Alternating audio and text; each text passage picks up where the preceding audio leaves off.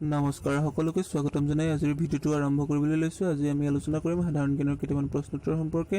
ইয়াৰ আগৰ ভিডিঅ'সমূহ যদি চোৱা নাই তেনেহ'লে ডেছক্ৰিপশ্যনত দিয়া লিংকত গৈ চাই ল'ব পাৰিব। তেনেহ'লে বলক আজিৰ প্ৰথম প্ৰশ্নটো দিয়া হৈছে বিশ্বৰ কোনখন দেশত এখনো নদী নাই? ইয়াৰ শুদ্ধ উত্তৰটো হ'ব চৌদি আৰৱ, কাৰণ চৌদি আৰৱত এখনো নদী নাই।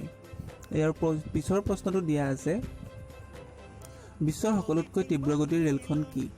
ইয়াৰ শুদ্ধ উত্তৰটো হ'ব ফ্ৰান্সৰ ইণ্টাৰচিটি ৰেল, ঘণ্টাত 550 কিলোমিটাৰ স্পীডত যায়।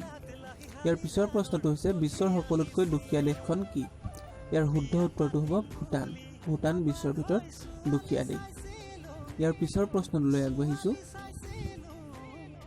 বিশ্বৰ ভিতৰত সৰ্বাধিক গাখীৰ উৎপাদন কৰা দেশখন কি?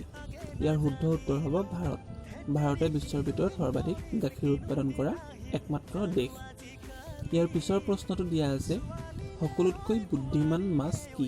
ইয়াৰ শুদ্ধ উত্তৰ হ'ব ডলফিন। ডলফিন আটাইতকৈ বুদ্ধিমান মাছ। ইয়াৰ পিছৰ প্ৰশ্নটো দিয়া আছে সকলোতকৈ ভয়ানক মাছ কি? ইয়াৰ শুদ্ধ উত্তৰটো হ'ব চাৰ্ক। চাৰ্ক মাছ হৈছে আটাইতকৈ ভয়ানক মাছ। ইয়াৰ পিছৰ প্ৰশ্নটো দিয়া আছে বিশ্বৰ সকলোতকৈ ওখ শৃংগটোৰ নাম কি? ইয়াৰ শুদ্ধ উত্তৰ হ'ব মাউণ্ট এভাৰেষ্ট। মাউণ্ট এভাৰেষ্ট বিশ্বৰ ভিতৰত ওখ শৃংগ। আপুনি যদি মোৰ ভিডিঅ'সমূহ চাই অলপ হ'লেও উপকৃত হৈছে তেনেহ'লে চেনেলটো লাইক, কমেণ্ট, শ্বেয়াৰ আৰু অৱশেষত ছাবস্ক্ৰাইব কৰি দিবলৈ নাপাহৰিব, যাতে মই দিয়া ভিডিঅ'সমূহ আপোনালোকে সৰ্বপ্ৰথমে চাবলৈ পায়। পিছৰ প্ৰশ্ন কোনটো জন্তুৱে যিকোনো বস্তু দুগুণ দেখে? ইয়াৰ শুদ্ধ উত্তৰটো হ'ব হাতী। হাতীয়ে প্ৰতিটো বস্তু দুগুণ দেখা পায়।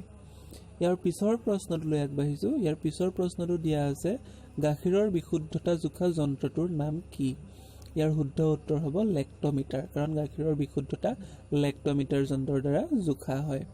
ইয়াৰ পিছৰ প্ৰশ্নটোলৈ আগবাঢ়িছোঁ। জুই চলা বাকচত কি লগোৱা থাকে?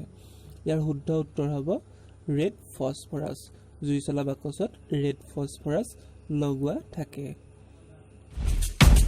ভিডিঅ'টো সম্পূৰ্ণকৈ চোৱাৰ বাবে আপোনাক ধন্যবাদ।